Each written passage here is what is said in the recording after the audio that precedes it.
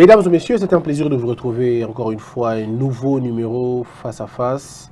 Je vous l'avais promis que je ferais de mon mieux pour continuer à vous servir toujours en recherchant la bonne information et surtout les bons invités, comme on dit chez nous. Alors là, je trouve quelqu'un, il est d'abord jeune, très jeune, il a commencé les affaires.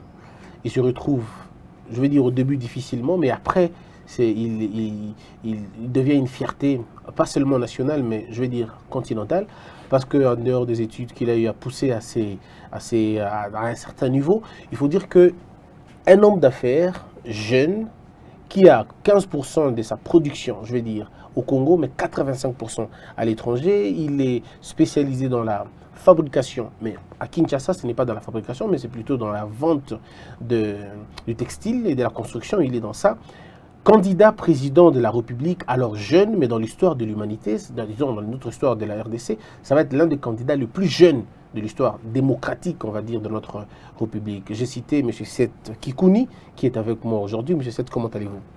Oui, ça va, merci. Vous êtes conférencier, vous êtes un homme d'affaires, vous êtes aujourd'hui l'un quelqu'un qu'on suit beaucoup, on va dire ça, en anglais, vous savez comment vous dites ça, vous êtes un influenceur, on va dire.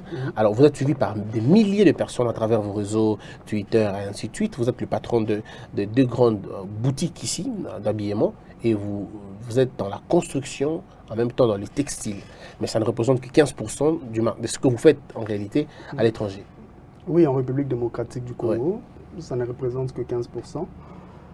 Une grande partie de nos investissements, c'est à l'étranger. C'est vrai que nous avions, depuis 2016, rédigé un projet de ramener presque tout notre capital ici en République démocratique du Congo.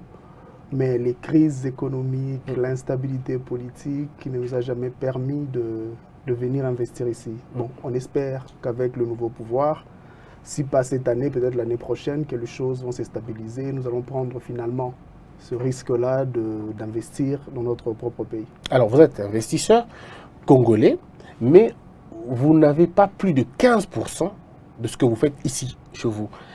C'est par gain ou c'est parce que le pouvoir d'achat ne rencontre pas ce que vous faites en réalité? C'est le pouvoir d'achat. Vous savez, nous faisons le business. C'est l'une des premières règles lorsque vous faites le business, il faut trouver les consommateurs. Des gens qui ont le pouvoir d'acheter ce que vous produisez. Et des gens surtout qui apprécient ce que vous produisez. Vous pouvez produire la meilleure voiture au monde.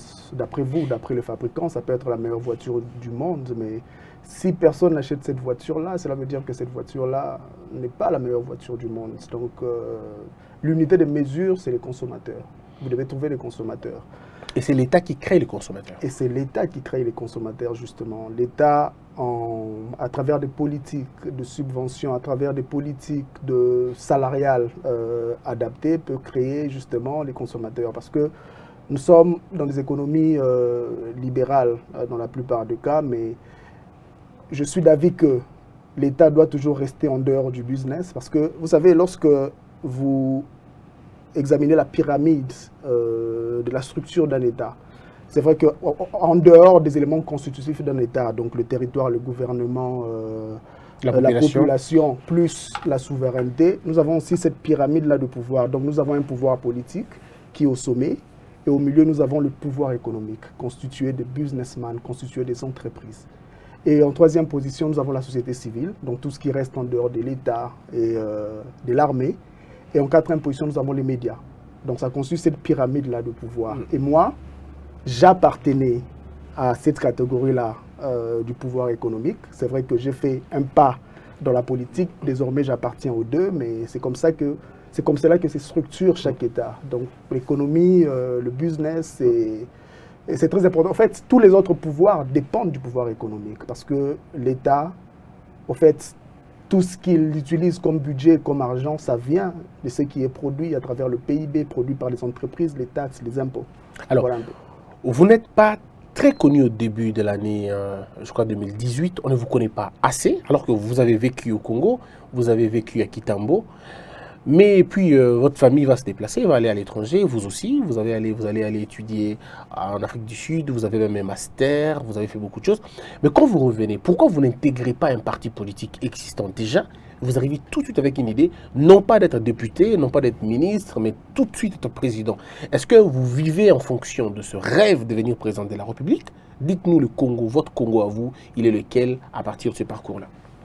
Non, mais écoutez, déjà, je le dis assez souvent, moi je suis enfant de fonctionnaire.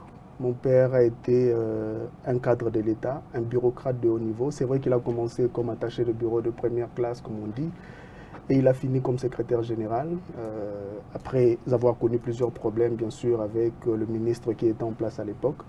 Mais en grandissant, j'étais toujours à côté de mon père, parce que déjà j'écrivais bien, et je m'exprimais bien. Alors mon père m'utilisait pour plusieurs correspondances. Donc, vous savez, à l'époque, on n'avait pas trop d'ordinateurs. Donc mon père m'utilisait pour écrire. En écrivant, je plongeais déjà dans l'administration. J'avais développé ce goût-là pour la politique. Et puis j'appartiens à cette génération-là de jeunes Congolais révoltés. J'ai grandi dans les années 90. Vous connaissez ce que signifient les années 90 en République démocratique du Congo. Pillage, années blanches, guerre, plusieurs guerres et tout ce que vous savez déjà. Et cela m'avait toujours révolté. Je m'étais dit qu'un jour, moi, je deviendrai politicien. Le souhait de mon père était que je puisse étudier le droit constitutionnel et de là intégrer la politique, mais moi je voulais étudier la politique. Raison pour laquelle je me suis battu pour obtenir de très bons pourcentages aux examens d'État. Cela m'a permis d'obtenir une bourse d'études. À l'époque de Kabila père, le système était vraiment bien organisé. Ceux-là qui faisaient plus de 70% avaient la chance de demander une bourse et de l'obtenir. Il n'était pas question d'avoir des relations et tout. Mon père était fonctionnaire. Donc on a demandé. Il y avait plusieurs dossiers et puis ils ont fait l'équilibre provincial. Moi, je venais du Maniema. J'ai eu cette chance-là d'aller en Turquie. Et c'est là que j'ai fait ma licence, la maîtrise et je commençais mon doctorat pour enseigner. C'est après que j'ai quitté la Turquie pour l'Afrique du Sud, pour les recherches et pour continuer mon doctorat. Voilà un peu mon parcours. Alors, j'avais choisi d'étudier les sciences politiques pour devenir politicien. Ok. Ce n'était pas pour enseigner.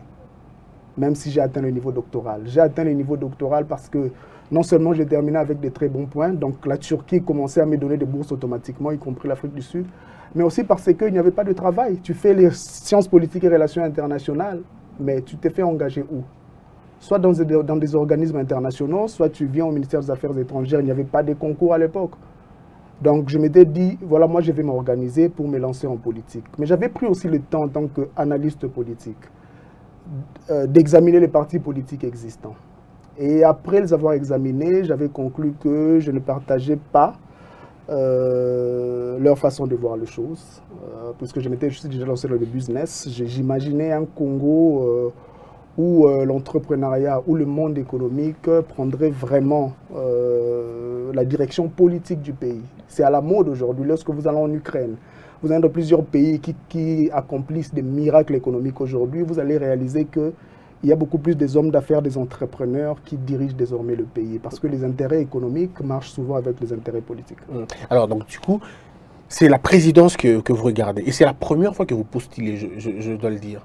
Oui, c'était une candidature indépendante. Je n'avais pas trop de choix d'ailleurs. C'était soit je cherche à devenir gouverneur. Pour devenir gouverneur, il faut s'affilier à un parti politique, il faut convaincre, il y a beaucoup de choses. Et il y avait la présidence, la loi l'autorisait.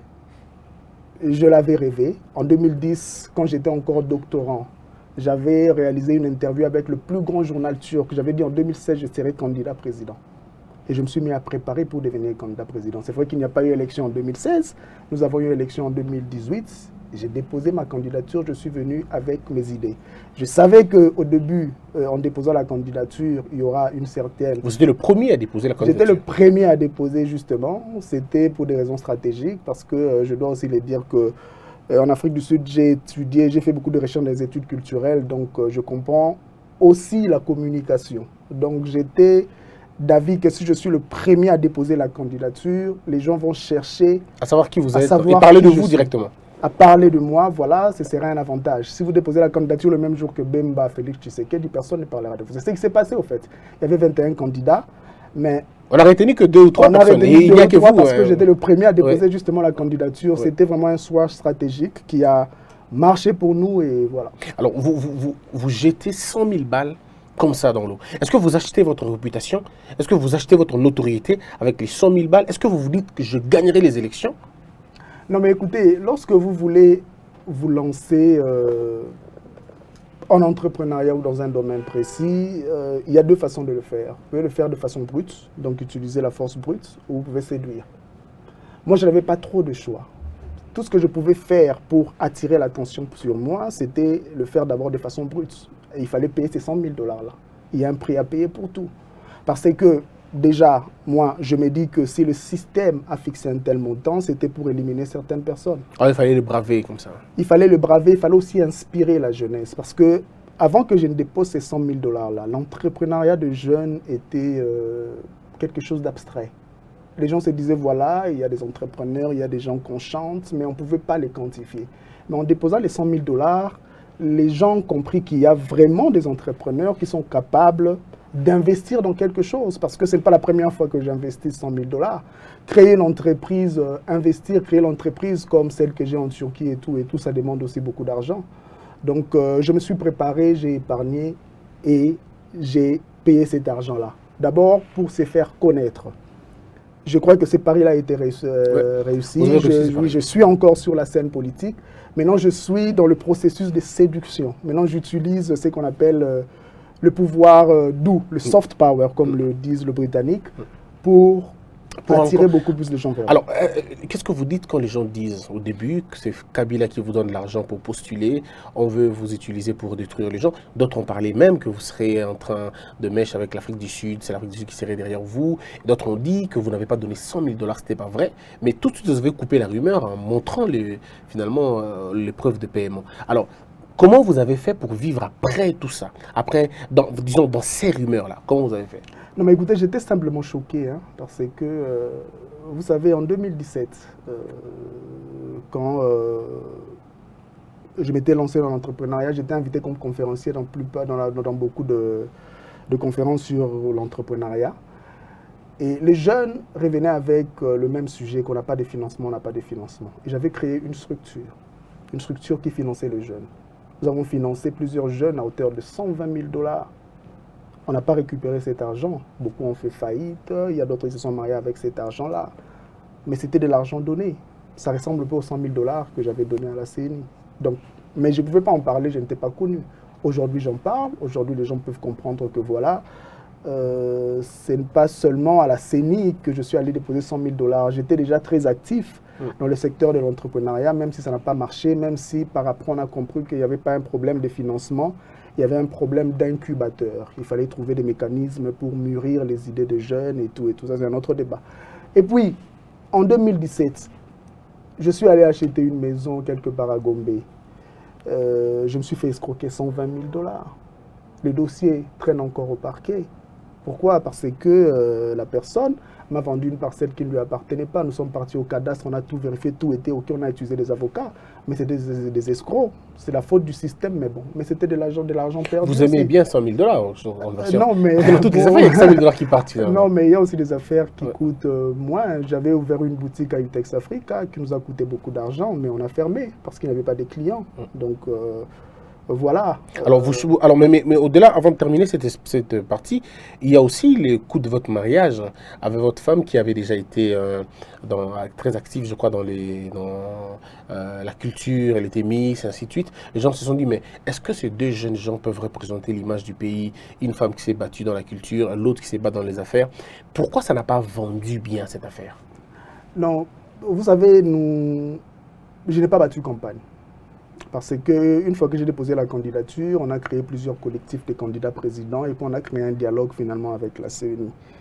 Et plus on parlait avec la CENI, plus on comprenait qu'il n'y aura pas de sérieux dans ces élections.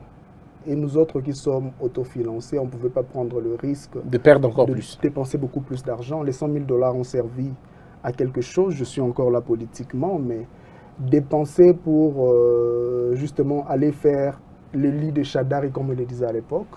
Il y a eu une surprise, c'est vrai, faire le lit de Chadari, personne n'était d'accord. Raison pour laquelle on s'était rétracté, on s'est limité aux réseaux sociaux. Je n'ai pas fait sortir l'image de ma femme en ce moment-là parce qu'elle était enceinte. Elle était enceinte de notre premier enfant. Elle a mis au monde 2 jours après le dépôt de ma candidature. Et comprenez que pendant toute la période de la candidature, elle était en train d'allaiter. Et voilà. Donc l'enfant, c'est aussi une priorité. C'est une priorité. Il va bien l'enfant aujourd'hui? Il a quel âge? Il va bien. Nous avons un deuxième enfant, une fille qui est comment? née le 12. Elle s'appelle Sika Awa. Vous n'avez que des filles? Non, non, non. Le premier, c'est un garçon, il s'appelle Nazali. Il fera comme vous. Il sera le chouchou des papas. Vous allez faire de lui comme votre père a fait de vous. Bon, c'est vrai qu'il aura des choix à faire. Hein. Il faut laisser l'enfant développer ses propres talents. Mais s'il décide d'entrer dans mon entreprise et puis continuer ce que moi je suis en train de faire, pourquoi pas? Il faudra aussi qu'il y ait des gens comme des Rockefeller, des Rothschild au Congo. Et pourquoi vous ne mettez pas l'alliance? J'ai une alliance, mais vous savez, nous l'avons trop nos mains ces derniers temps et ça tombe. Je dois justement l'ajuster parce que ça tombe dans des endroits dégueulasses. Et prendre ça et pour mettre. C'est compliqué. Voilà. Parce que vous parlez des endroits dégueulasses, on va essayer. Notre pays demande de le faire. Est-ce que vous savez aussi que c'est comme ça? Qu'est-ce qui se passe? C'est pas possible. Voilà, ça va. Ça va. Ok, très bien. Je crois que c'est. On a dit que c'était hygiénique et ça permettait. Alors, on continue notre balade. Vous dites que vous êtes candidat tout de suite. Et qu'est-ce que vous voyez après? Qu'est-ce qui s'est réellement passé dans ces élections-là? Est-ce que ça vous c'est passé comme ça, comme chez nous aussi? Pouf, on se réveille, c'est Félix Tshisekedi qui est président.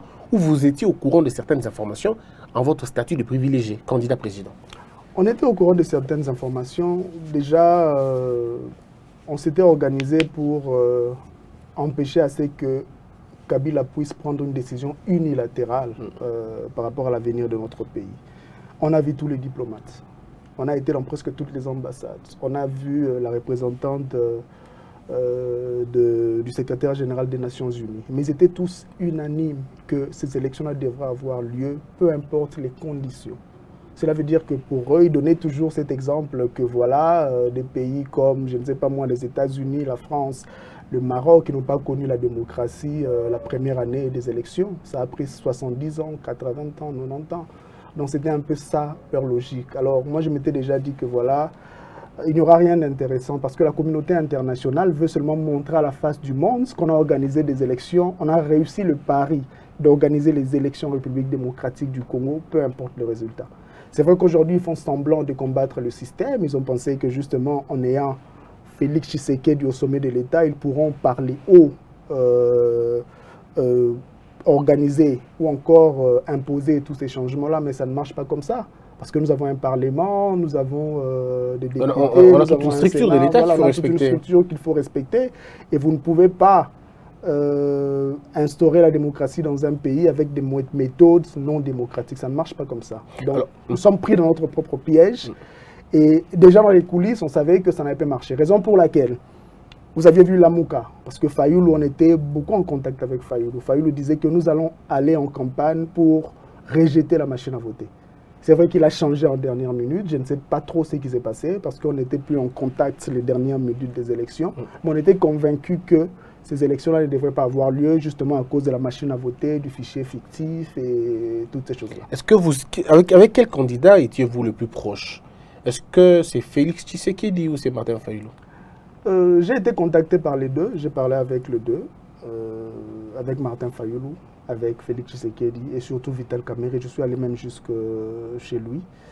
Je parle avec tout le monde. Lequel candidat vous paraissait logique et prometteur dans son discours? En tout cas, je ne vais pas entrer dans ces débats-là parce que j'essaie aussi de me bâtir une carrière politique à moi, de façon autonome. Je ne vais pas donner l'impression que j'entre sous l'ombre d'un certain candidat. Mais bon, tout le monde a eu son apport dans le processus. Si le côté Félix était convaincu qu'il y aura élection, le côté Fayoulou était convaincu que justement Kabila allait faire ce qu'il a fait maintenant, et voilà. Alors, qu'est-ce qu'il a fait maintenant? Nous savons tout ce qui s'est passé. Je suis d'avis que la CENI ne nous a pas dit toute la vérité. Okay. Mais peu importe, moi j'ai fait partie des gens qui étaient très optimistes au début. Pour preuve, j'ai participé à la prestation des serments. J'étais parmi les 4 candidats qui étaient à la prestation des serments. Ah, d'accord. Nous avons été filmés par toutes les caméras. J'ai fait partie des 12 candidats qui sont allés voir le président Félix Tshisekedi à l'hôtel Béatrice avant la proclamation définitive par la Cour constitutionnelle. Il était d'abord logé là-bas. Quand la CENI a proclamé, il était logé à l'hôtel Béatrice et nous sommes allés le voir. J'étais même le chef de cette délégation-là. J'ai pris la parole, je lui ai dit que nous allons le soutenir, que nous serons à ses côtés et tout. Et puis je fais partie des 4 candidats qui sont allés. Non, pas seulement à la prestation de serment, nous sommes allés à la cité de l'OUA. Nous avons parlé. Quand il y a eu cette petite crise-là, pendant les élections des sénateurs et des gouverneurs, quand on parlait de corruption et tout, ils nous avaient appelés. On avait discuté là-dessus. Je fais partie de ces 4 candidats-là. J'étais optimiste au début, mais aujourd'hui, je suis pessimiste pour plusieurs raisons. Premièrement, je me disais que le président Félix Tshisekedi, vu son passé dans l'opposition, une fois au pouvoir, allait peut-être mettre pression sur la CENI pour nous montrer les vrais résultats. Cela n'a pas été fait. Parce que, vous savez, on a dépensé beaucoup d'argent pour ces élections. On ne veut pas arriver en 2023 et dire que, voilà, les élections de 2018 étaient des élections nulles. Non. Moi, je me disais que nous allons nous servir de 2018 comme référence. Parce qu'en 2018, qu'est-ce qu'on disait? 2006, c'était nul, il y avait eu tricherie. 2011, il y avait eu tricherie. Mais malheureusement, nous allons dire la même chose en 2023. Et ce n'est pas avancé, c'est régressé à mon avis. Donc je m'attendais à ce geste-là, au moins un geste, parce que nous l'avons vu au Sénégal. Il ne l'a pas fait. Donc ça m'a déçu. Et puis, j'ai un problème avec la présidence de Fachi. Sous l'angle des principes, sous l'angle de la politique intérieure, sous l'angle de la politique étrangère et sous l'angle du discours.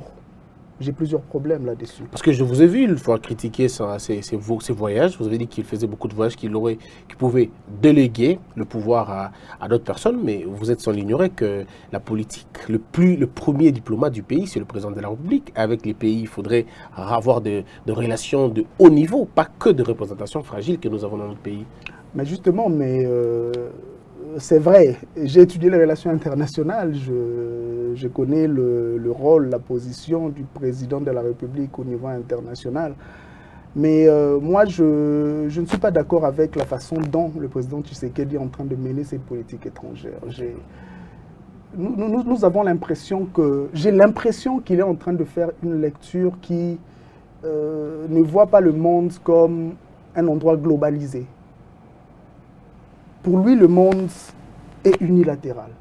Donc, vous voyez, il a déjà choisi l'axe des États-Unis et récemment, sa sortie pour soutenir Israël n'était pas une bonne sortie médiatique pour un président de la République qui est vice-président de l'Union africaine, qui appartient à l'Afrique et qui sait exactement ce qu'Israël a fait aux Palestiniens. Ce qu'Israël fait aux Palestiniens n'est pas différent de ce que les Blancs, pendant l'apartheid, faisaient aux Noirs. Nous sommes un pays sorti de la colonisation. Nous devons compatir avec ces gens-là parce que nous savons ce que les autres ont fait en Afrique. Raison pour laquelle l'Union africaine maintient une certaine position.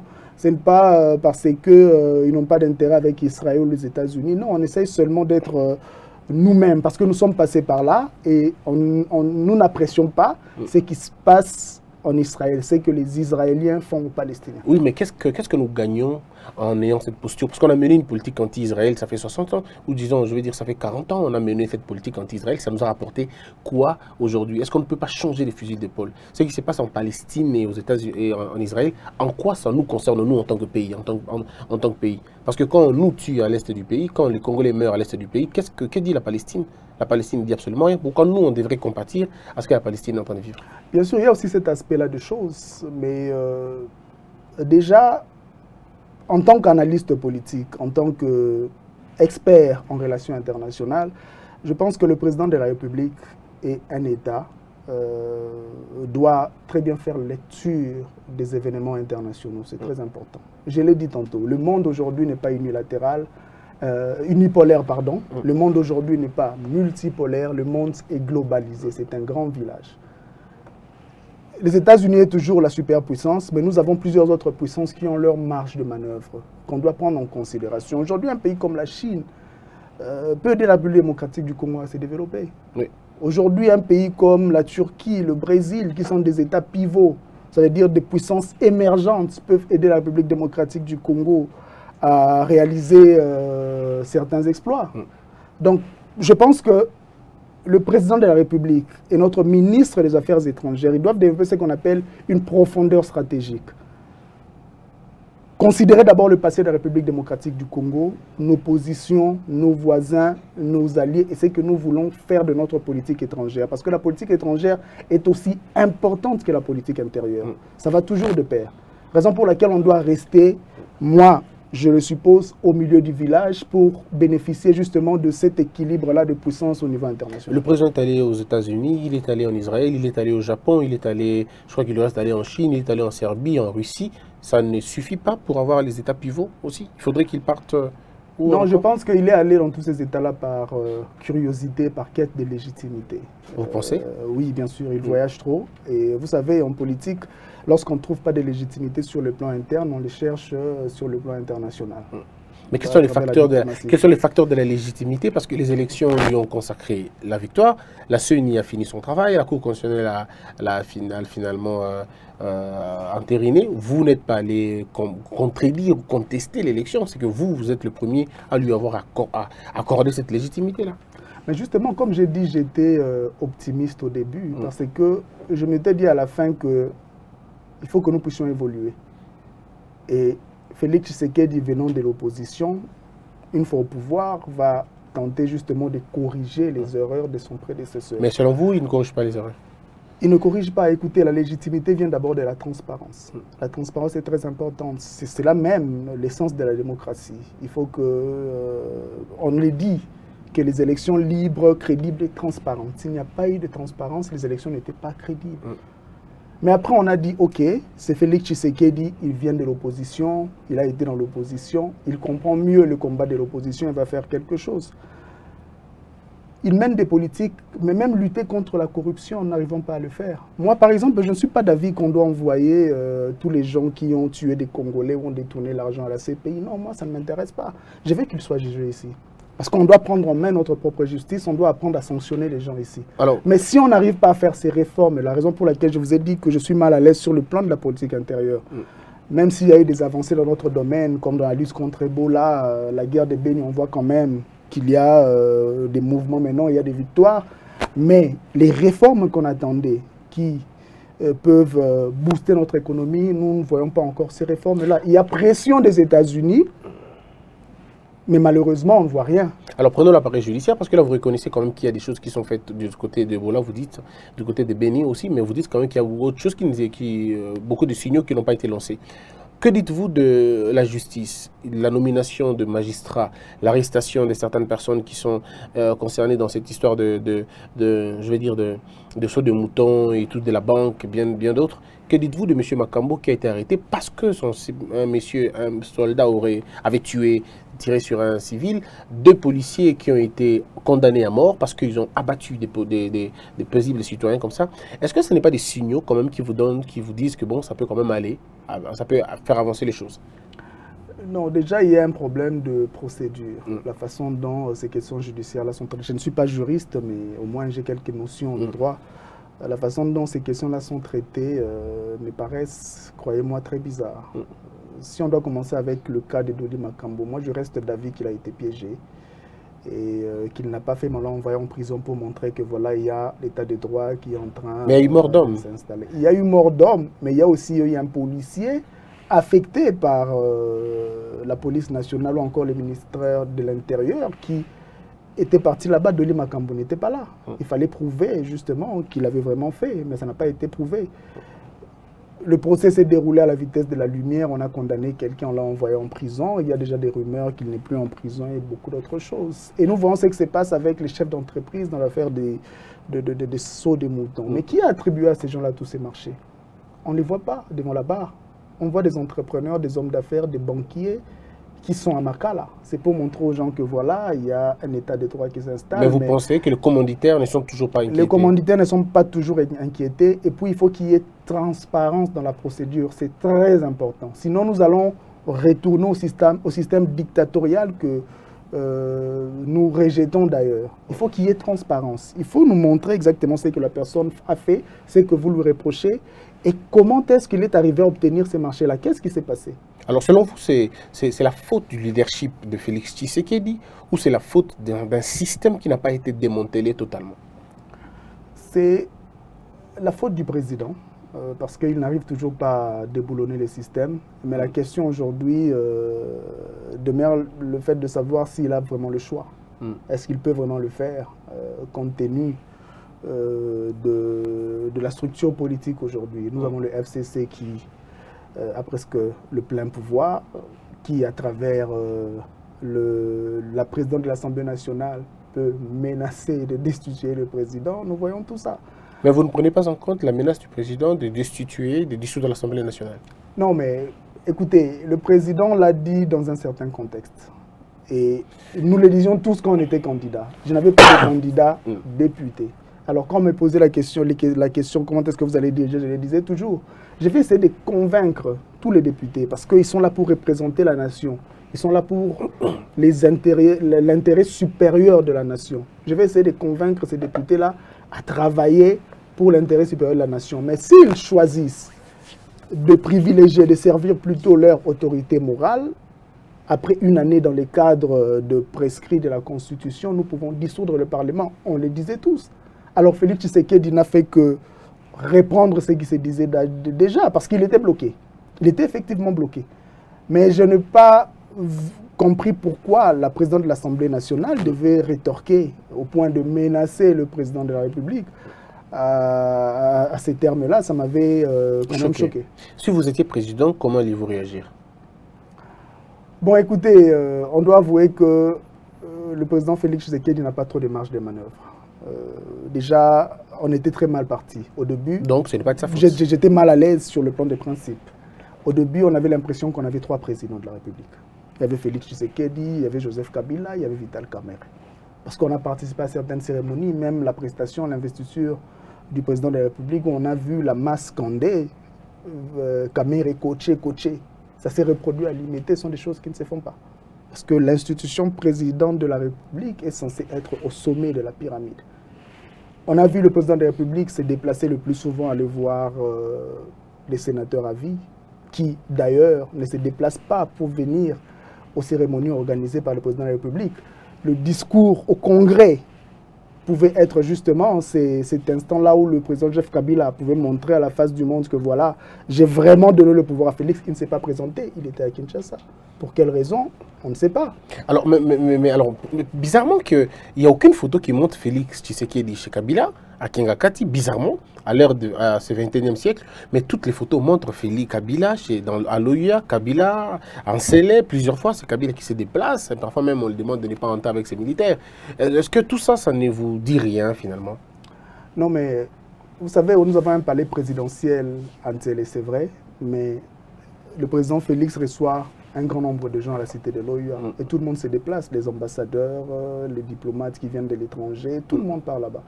Quand il s'agit de Kabila, ils doivent se voir en télé. Pourquoi? Parce que Kingakati se trouve en télé. Pour moi, ce n'est pas un déplacement. Cela veut dire que c'est lui. Mais vous avez fait un choix, ça, c'est sélectif. Hein? Vous avez fait un choix parce qu'on sait que ce n'est pas à Kingakati et que c'est laissé la maison du président. Donc, je crois que bon. Alors, mais quand on avance un peu plus loin, qu'est-ce que vous reprochez à cette alliance du FCC-Cash? Si vous étiez président, est-ce que alliez-vous avoir une alliance avec Kabila? Déjà au départ, on avait dit qu'il s'agissait d'une alliance contre nature. Pour la bonne et simple raison que nous avons d'un côté le FCC, qui est pratiquement un léviathan, comme on dit en politique. Cela veut dire qu'il a absorbé plusieurs acteurs politiques et plusieurs partis politiques pour créer un regroupement très hiérarchisé. L'hiérarchie est importante en politique. Et le FCC respecte cette hiérarchie-là. Au sommet, il y a Kabila. Et c'est indiscutable. Tout le monde respecte Kabila, tout le monde écoute Kabila. De l'autre côté, nous avons le Cash, qui est un mariage entre 2 partenaires qui avaient presque le même pouvoir au début et qui ont du mal aujourd'hui à se départager les dividendes. Entre-temps, ils essayent de négocier avec l'autre partie. Déjà, il y a un problème là-dessus. Et puis de deux, ça je l'ai toujours dit, je l'ai dit au président, je l'ai dit à ses états-majors, que dans votre alliance, il faut très bien ajuster votre rythme si vous voulez réussir. Et ils n'ont pas su le faire, raison pour laquelle nous sommes en train de vivre, c'est que tout ce qui se passe aujourd'hui. Je leur avais dit clairement que tout ce que vous allez faire sur le plan social, sur le plan économique, vous devez le faire selon un certain rythme, parce que chaque acte positif que vous allez poser sera en quelque sorte une humiliation pour Kabila.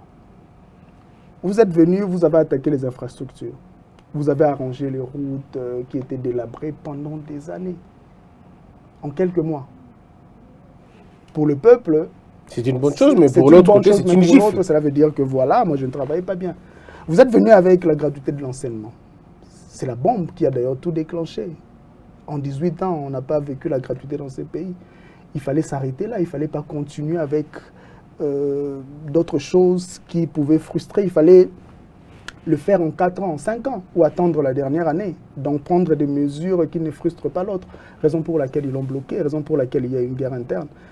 Moi, ce que je reproche au président, c'est justement cette incapacité-là d'ajuster les rythmes. Ils n'ont pas pu ajuster les rythmes et nous sommes là où nous sommes. En ajustant les rythmes, c'est au peuple, c'est le peuple qui allait souffrir.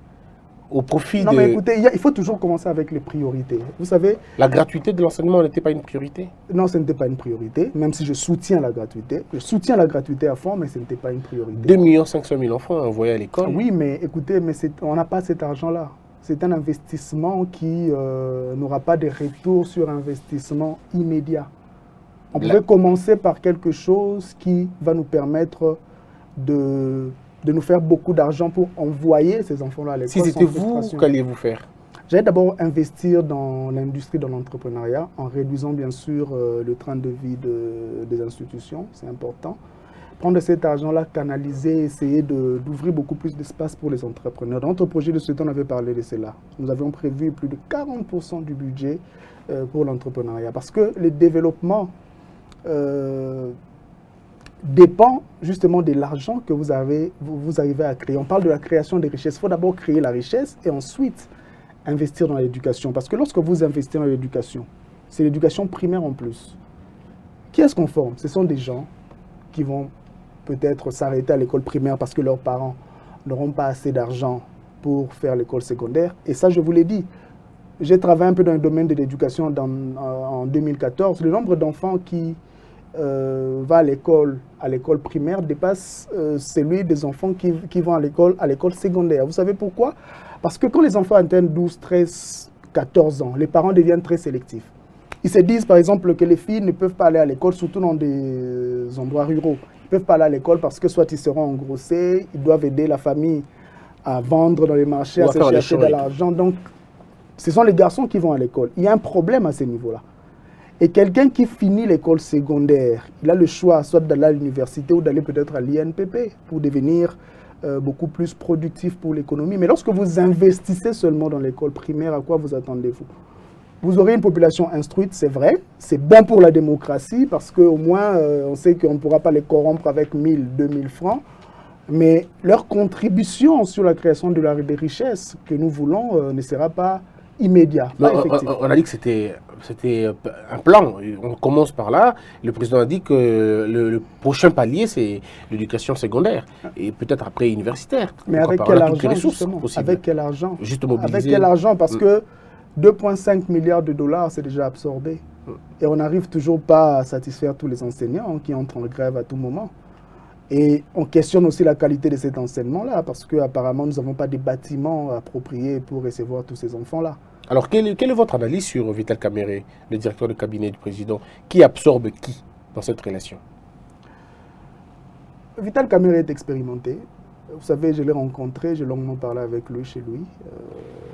J'ai participé à plusieurs réunions avec Vital Kamerhe au niveau de la CENI ou encore à Faden House pendant que l'opposition se réunissait. Il est expérimenté. Il a ce qu'on appelle cette intelligence, non pas créatrice, mais qui analyse tout ce que tout le monde dit et renvoie ça sur la table comme si c'était lui qui avait dit cela. Alors il a un avantage stratégique par rapport à l'autre. Raison pour laquelle, au début, il paraissait beaucoup plus comme le président. Raison pour laquelle il a même choisi de devenir directeur de cabinet parce qu'il savait que là-bas, il sera beaucoup plus visible. Alors, vous dites qu'il a choisi, c'est les termes que vous dites. Il a C'est lui choisi. qui a choisi d'être directeur de cabinet. C'était un choix. C'est pas le un choix. président qui l'a placé là, c'est lui qui a choisi. Non, je suis sûr à 100% qu'il a proposé de devenir directeur de cabinet. Et il est devenu, c'était fait à dessein en fait. Et aujourd'hui, il contrôle la communication du président, il contrôle la communication du gouvernement. Est-ce que c'était aussi des choix comme ça qu'il fait? Non, mais écoutez, ces derniers temps, il y a quand même bas profil de sa part. C'est plus comme au début, surtout après toutes ces affaires de corruption, disparition de 15 millions, rétrocommission et tout, il fait bas profil. Mais je crois que en tant que directeur de cabinet d'ailleurs, c'est lui qui dirige tout. Et sur le plan financier, sur le plan de la communication, tout ce que nous vivons là, positif comme négatif, ça passe par le cabinet. Donc c'est lui le responsable, c'est lui le chef du cabinet. Alors très bien, mais alors, bon, il nous reste encore un peu de temps. Parlons maintenant de vos positions, parce que c'est vrai que sur Twitter, on dit que vous êtes une grande gueule. Je ne sais pas si on va dire que vous êtes une grande plume sur Twitter. Vous vous attaquez à tout. D'abord, le premier tweet, c'est vendre la RTNC. Là, les gens de la RTNC ne vous pardonneront jamais. Ils ont dit que vous allez vendre la RTNC. Est-ce qu'il s'agissait d'une erreur de communication de votre part ou, comme vous le dites, vous avez ciblé là où ça pouvait faire mal? On a longuement débattu là-dessus avec mon équipe de communication. J'avais une équipe de communication qui était d'avis que je devrais utiliser le terme libéraliser. C'était ça l'idée au fait. Mais moi, j'ai quand même réussi... Vous avez trouvé ça du politiquement correct, il faut taper. Politiquement correct, voilà, ça ne m'arrangeait pas. Il fallait secouer la RTNC, secouer l'opinion nationale et dire, prononcer ce verbe-là qui va justement créer le débat de fond sur la RTNC. Et ce verbe-là, c'était le verbe vendre. Aujourd'hui, je réalise que vous n'aviez peut-être pas tort quand vous disiez qu'il fallait vendre la RTNC dans l'idée de libéraliser la RTNC. Est-ce que vous pensez que la RTNC fait un bon travail? Non, pas du tout. Écoutez, je l'ai dit, non, dans la pyramide du pouvoir, les médias occupent la 4e position. Les médias sont très importants. Et nous avons la RTNC qui est une chaîne publique, mais qui ne fait pas bien son travail. Toutes les questions sérieuses, la RTNC ne les aborde pas. Lorsque vous regardez la RTNC, vous avez l'impression que la République démocratique du Congo ressemble aux États-Unis. Vous voyez des bureaux climatisés, des belles voitures des ministres, des réunions des politiciens et tout, mais vous ne voyez pas la réalité sociale. Vous ne voyez jamais Béni, vous ne voyez jamais des débats sur le coronavirus. Écoutez, le président a tenu un discours sur le coronavirus. Il devrait avoir un plateau après pour débattre justement cette question-là. Mais après, qu'est-ce qui s'est passé? On a mis des émissions là qui ne valaient même pas la peine. Moi, je pense que la RTNC doit vraiment être libéralisée. On n'a pas besoin de chaîne nationale pour l'instant. On peut vendre des parts, des privés peuvent prendre le relais. On doit donner plutôt beaucoup plus de pouvoir au CESAC, qui doit jouer le rôle de régulateur de tous les médias. Et après, on verra comment nous pourrons peut-être refaire une autre chaîne nationale qui incarne réellement la voix du peuple. Parce que c'est la voix du peuple. On doit voir le peuple s'exprimer et projeter dans les images de la RTNC. Quelqu'un dit que la RTNC était au service de 2 maîtres et qu'on ne sait pas, la RTNC ne sait vraiment pas qui satisfaire en vrai. Parce que tantôt ce sont les images de Kabila qui passent, tantôt ce sont les images de Fathi qui passent. On se pose la question finalement, la RTNC sert qui? Parce que Béni, on n'en parle pas beaucoup. Coronavirus, jamais. Ebola, pas du tout. Des vraies questions, exactement comme vous dites, sociales, n'ont jamais été abordées. Mais c'est des questions politiques liées au FCC ou liées au cash. Est-ce que c'est comme ça que vous concevez vous aussi? Oui, mais c'est 20% le cash, parce que déjà, il n'y a aucun changement à la RTNC. Les personnes qui sont là sont les personnes qui ont été désignées par le pouvoir précédent, par le FCC. Donc moi, je vois beaucoup plus le RTNC servir les intérêts du FCC. Ils font pratiquement la propagande du FCC. Donc nous savons tous, ils se disent église au milieu du village, mais nous savons tous quel est ce Dieu-là qu'ils adorent, qu'ils louent.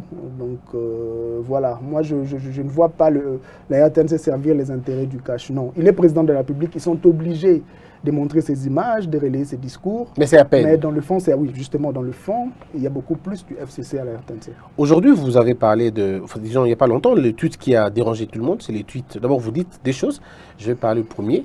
Je parle d'abord du premier. Vous dites qu'on ne peut pas concevoir un pays où il y a beaucoup plus d'églises, moins d'hôpitaux, moins de centres d'éducation, où il y a beaucoup plus de fidèles, vous dites, il y a moins de, je paraphrase, il y a moins d'ingénieurs, moins de maçons, moins de techniciens.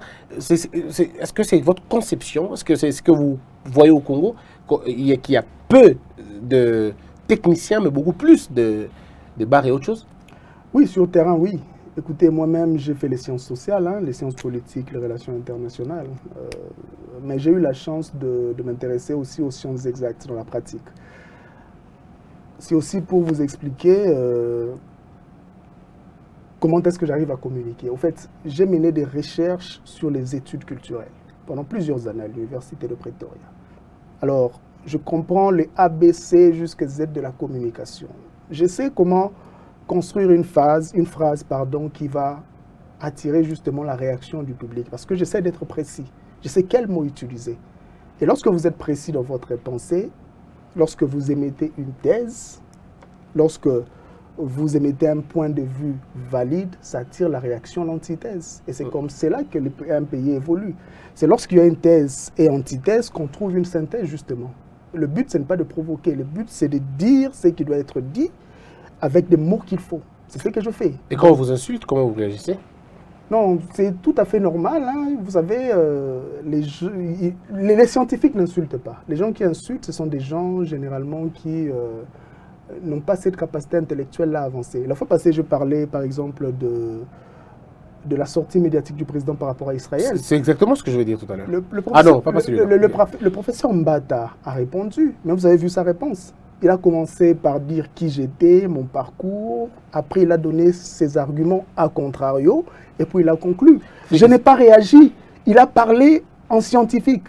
C'est quelqu'un qui est professeur. Il sait comment débattre avec un autre scientifique. Mais lorsqu'un scientifique parle et un Congolais lambda, un citoyen lambda s'exprime, bien sûr, puisqu'il n'a pas des arguments scientifiques à avancer, il va plonger dans les insultes, c'est tout à fait normal. Alors, vous répondez quoi quand le président, parce que le président parle du coronavirus, c'est là qu'on va terminer, le président parle du coronavirus et vous intervenez, d'abord vous commencez par dire c'est bien, les mesures sont appropriées, vous appréciez les mesures et vous demandez même au président de la République d'aller un peu plus loin si la désinformation continue, d'aller plus loin pour couper l'Internet. Alors là, vous avez coupé les cœurs de Congolais. Vous nous rappelez les désastres du passé où on nous coupait Internet. On a fait quasiment 1 an sans coupure d'Internet, alors qu'il y a eu des vents terribles. Là aussi, il y a peut-être des petites avancées. Je ne sais pas si vous allez les citer aussi. Alors, vous demandez au président de couper l'Internet. On se dit, mais est-ce que M. Seth est finalement nostalgique du passé? Non, mais écoutez, la politique, je crois même le droit aussi a toujours un aspect moral et un aspect légal. Et je crois que sauver la vie des gens, représente cet aspect-là moral. C'est très important.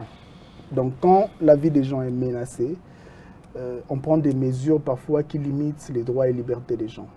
La Constitution prévoit même un état d'urgence. Et c'est vrai qu'aujourd'hui, Internet nous donne une certaine liberté de communiquer, mais si cet outil-là empêche au ministère de la Santé ou encore au professeur Mouyembe de bien faire son travail, je crois qu'on peut trouver des mécanismes, non pas pour couper totalement l'Internet, mais au moins pour empêcher à ce que les images des réseaux sociaux puissent circuler. Parce que la vie des gens en dépend. Le docteur Mouyembe a dit que la première personne qui était venue à Kinshasa était réellement atteinte du coronavirus. Ils l'ont vérifié à l'INRB, mais qu'est-ce que la population disait? Que cette personne-là n'était pas atteinte du coronavirus et que le ministre voulait, je ne sais pas moi, pour gagner l'argent et tout. C'est quand même dangereux comme message. Je crois qu'on doit être responsable à un certain point lorsqu'il s'agit de la vie des gens. Donc ce n'était pas une provocation ou une nostalgie du passé. Non, ce n'était pas une nostalgie du passé. Je suis pro-liberté. Je suis vraiment de ce côté-là, vous pensez qu'on a évolué un peu? Il n'y a plus de coupure d'Internet. On a évolué, vous pensez? On a évolué, mais je me dis toujours que si la situation, s'ils perdent contrôle, ils pourront toujours le faire. Je sais, parce qu'on a vu ce que la France a fait, on a vu ce que les États-Unis ont fait. Fermer les frontières, empêcher aux gens de sortir, ce ne sont pas des choses qui se passent tous les jours dans des démocraties, mais ils l'ont fait. S'ils l'ont fait, c'est parce qu'ils veulent sauver justement les vies des gens. Voilà. Alors, comment vous avez trouvé la question du coronavirus chez nous? Comment le gouvernement, selon vous, a traité la question? Avec légèreté, avec des mesures appropriées, interdire les églises, interdire les cultes, interdire les boîtes, les bars, les restaurants, interdire tout ça, pas plus de 20 personnes. Mais est-ce que les mesures d'accompagnement vont suivre? Parce que quand on sait qu'aujourd'hui, à Lubumbashi, par exemple, un sac de farine est passé de 30 000 à 90 000 francs. Le petit gel que vous voyez ici, avant c'était 2500, mais là c'est 5500. Alors, les mesures d'accompagnement et votre lecture par rapport à ces virus, à cette épidémie, cette pandémie? Non, mais il y a plusieurs phases avant de déterminer une politique de gestion des crises. Il faut d'abord réunir les informations. Les bonnes décisions dépendent des bonnes informations. Moi, je suis d'avis que ce que le gouvernement a essayé de faire au préalable, c'était réunir ces informations-là. Raison pour laquelle Mouyembe était même au Parlement, raison pour laquelle il a été invité au Conseil de ministres. Ça montre la volonté du gouvernement de réunir les informations auprès des spécialistes. Et le président l'a dit dans son discours qu'il faut écouter les scientifiques. Il faut écouter les personnes attitrées, les personnes qui peuvent justement nous dire la vérité sur cette affaire. Il y avait cette phase-là. Ensuite, il y a la phase de prévention. La phase de prévention consiste justement à communiquer, à investir dans des mécanismes qui vont arrêter la propagation de la maladie. Et je crois que nous sommes dans cette phase-là. Et je ne pense pas que le gouvernement a pris cela à la légère, non, parce qu'il n'y avait pas encore plusieurs cas. Ça, c'est vrai, la maladie est arrivée quand même en retard. Et c'est vrai que nous ne savons pas combien de gens, les 14 personnes qui ont été diagnostiquées ont déjà contaminé, ça on ne le sait pas non plus. Mais officiellement, nous savons que nous avons 14 cas.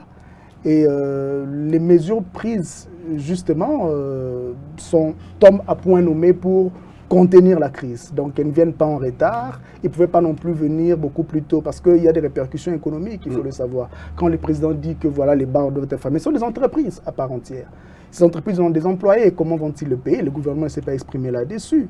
Ils payent des loyers. Si l'activité ne fonctionne pas, il n'y a pas de ventes, comment ils vont payer des loyers? Il ne l'a pas dit. Donc, il y aura forcément des répercussions. Il y a des gens qui prennent des crédits auprès des banques. Oui. Quand l'échéance va arriver, il faut payer ces banques-là. Alors qu'ils ne sont pas en activité. Voilà, tous ces problèmes-là. Donc, mais comment gérer ça maintenant? Comment ils vont faire pour gérer ça? Aux États-Unis, par exemple, ils ont donné un chèque de $1000 à tous les Américains qui ont déclaré une fois leur fortune ou qui payent les impôts. En France, ils ont quand même fait des petits gadgets, des petits dons et ainsi de suite.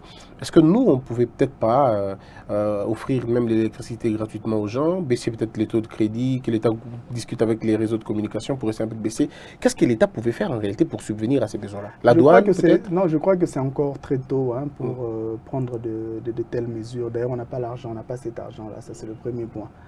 Et puis, moi je considère que la vie s'est arrêtée en réalité pour tout le monde. Oui. Je vois mal mon bailleur, là où j'ai mes boutiques, venir me demander le loyer pendant qu'il sait que vous n'êtes pas en activité. Voilà, nous ne sommes pas en activité. Je vois mal mon bailleur faire cela. Donc, puisque la vie s'est arrêtée pour tout le monde, il est encore très tôt pour réclamer quoi que ce soit de la part du gouvernement.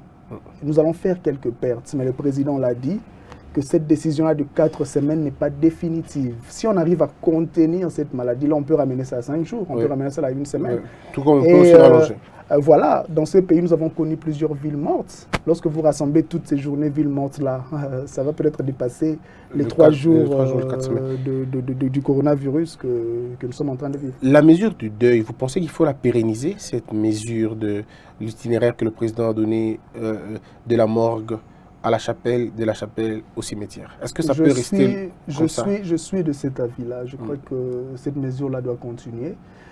Parce que déjà, nous sommes un État pauvre, mais des gens engagent plusieurs dépenses pour des choses qui ne valent pas la peine. Écoutez, moi, j'ai quand même des moyens, je l'ai dit, mais je n'ai pas célébré mon mariage comme un Congolais lambda.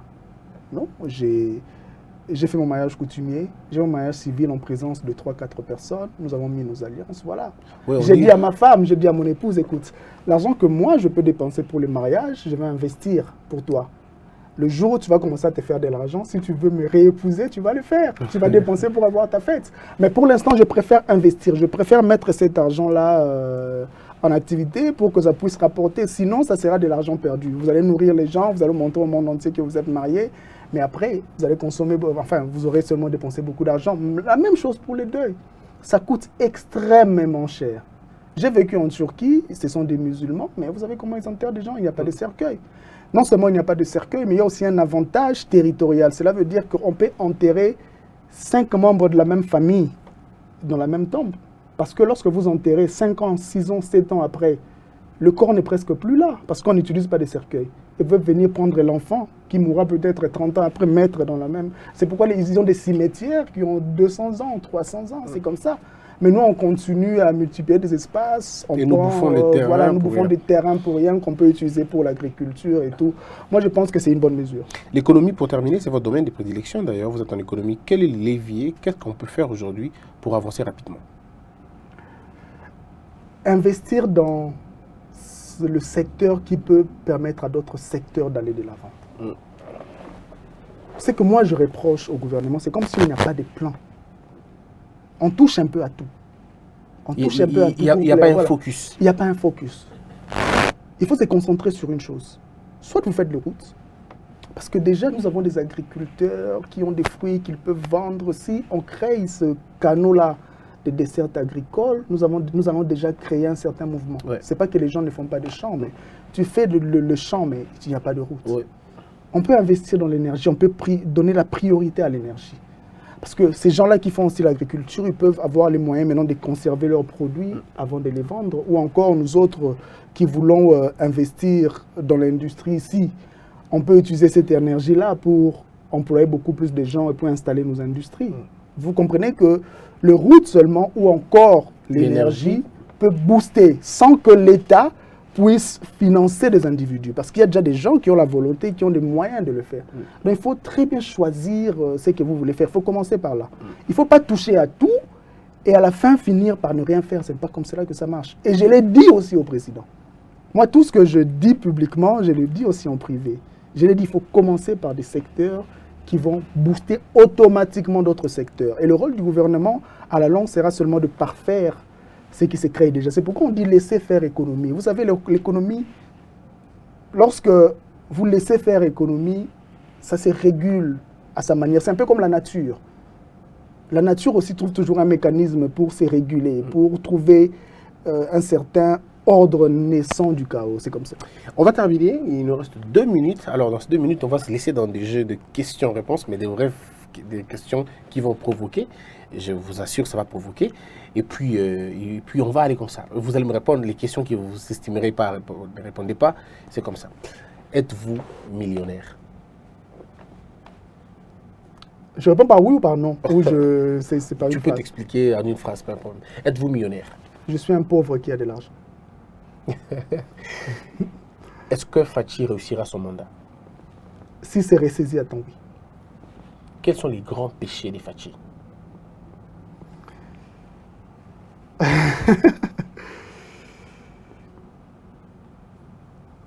C'est une question quand même difficile. Hein? Ça demande réflexion parce qu'on parle quand même du président de la République.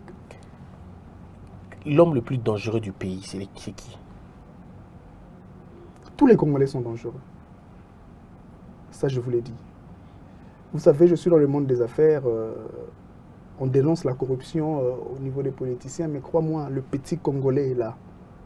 Le citoyen normal qui trouve du travail, il est terrible. Vous pensez à celui qui vous a volé l'argent? Pas seulement lui. Lorsque vous allez à commerce, demandez aux petits commerçants qui ont des ligablos dans nos quartiers et tout, ce qu'ils expérimentent. Tu as un budget de $100, tu pars acheter là-bas, tu achètes la marchandise de $50, mais tu as une facture de $100. Qui fait ça? Ce n'est pas le propriétaire indien ou libanais, c'est ton propre frère congolais. Tellement tu achètes beaucoup de choses, il ajoute des choses qui n'appartiennent pas. Il vole le petit commerçant qui rentre à la maison et qui vend, qui ne se retrouve pas, il n'a pas de bénéfice. C'est très dangereux. Quel est le parti le plus dangereux au Congo? Ou la plateforme politique la plus dangereuse? Je n'entre pas non plus dans ces débats-là. Quel est le parti le plus inexpérimenté aujourd'hui? Non, mais il y a plusieurs partis politiques. Hein? Il y a plusieurs partis politiques, je ne sais pas non plus le dire. Qui choisirez-vous entre Kabila, Félix Tshisekedi et Martin Fayulu pour diriger ce pays? L'homme, pas les systèmes, mais l'homme. et ses capacités personnelles. Kabila, Martin Fayulu et Félix Tshisekedi, les trois. À chacun son tour. Mais en commençant par qui? Non, Kabila a déjà fait son mandat. Félix est président. Et Martin Fayulu, s'il arrive à me battre prochainement, pourquoi pas lui? Vous poserez la candidature prochainement? C'est encore très tôt pour le dire, mais nous lançons notre parti politique cette année. Comment ça va s'appeler le parti politique? Je garde encore ces noms-là, mais ce sera un parti politique sui generis. Merci beaucoup. Merci. Très unique en son sens. Je ne veux pas que les gens pensent que sui generis, c'est le nom du parti. Non, non, non. Non, le parti politique sera unique en son genre. Unique en son genre. Quelle est la place de la femme pour vous? Déjà, dans mes entreprises, 85% des employés sont des femmes. Toujours, même mes gérants. Depuis que j'ai commencé, tous mes gérants ont toujours été des femmes. Pour les dompter? Non, je pense seulement qu'ils travaillent mieux que les hommes, lorsqu'elles sont mises dans les bonnes conditions. Merci. Elles savent contrôler leurs ambitions. Il y a un problème de gestion d'ambition en République démocratique du Congo. Tout le monde pense qu'on peut devenir riche comme ça et les femmes n'ont pas ces problèmes-là. Mesdames et messieurs, je vous retrouve un autre jour. Seth Koukouni, vous allez nous permettre de vous retrouver un autre jour pour parler économie cette fois-là, pour parler motivation. J'étais très heureux de vous rencontrer dans une conférence. Ça m'a fait énormément plaisir de voir que vous êtes aussi engagé dans les conférences de motivation qui d'abord ne payent pas, mais que vous le faites parce que vous pensez le faire. C'est une très bonne chose. Et merci d'avoir répondu à toutes nos questions. C'est la première fois que cette émission vous reçoive. Quel est votre mot de la fin? Vous avez posé une question sur mon tweet par rapport aux églises. Oui. Les pasteurs vous cherchent, vous n'avez aucune idée. Ils vous cherchent comme pas perdu. Peut-être que nous allons aborder cette question la prochaine. Oui, je voudrais bien. Parce que c'est important. Il faut que finalement on en parle. Il y a 2 questions qu'on parlera prochainement. 3 même peut-être. C'est la question de Banyamulenge aussi. La question de notre territoire. Vous pensez qu'il faut avoir peur d'en parler ou c'est le moment d'en parler? En démocratie, nous sommes censés parler de tout. On ne peut pas mettre des dossiers dans le placard et espérer que ces dossiers-là, ces problèmes-là vont se résoudre d'eux-mêmes. Non. Lorsque vous prenez des dossiers, vous mettez dans les placards, après quelques années, vous avez des zombies. C'est le cas de Banyamulenge. Il faut résoudre un problème et puis avancer. C'est comme ça que les vrais États avancent. On ne peut pas continuer à couvrir ces affaires-là. On doit en parler. On peut parler de tout. Aussi longtemps que tu ne prends pas une arme pour tirer sur une personne, aussi longtemps que tu n'insultes pas l'autre, aussi longtemps que tu n'incites pas les gens à la haine, la liberté d'expression veut que nous puissions aborder tous les sujets possibles. Merci beaucoup, Seth Koukouni. C'était un grand honneur de vous recevoir. Et salut à vos merveilleux enfants et puis à votre entreprise aussi, de bonnes choses à vous. Mesdames et messieurs, ça a été un grand plaisir. Je vous retrouve très prochainement. On reviendra sur l'émission encore une fois avec M. Seth Koukouni pour discuter d'autres choses. Il faut donner de la chance aux jeunes et surtout aux nouvelles énergies pour en parler. Merci, que la peur quitte ton esprit et que Dieu bénisse les RDC.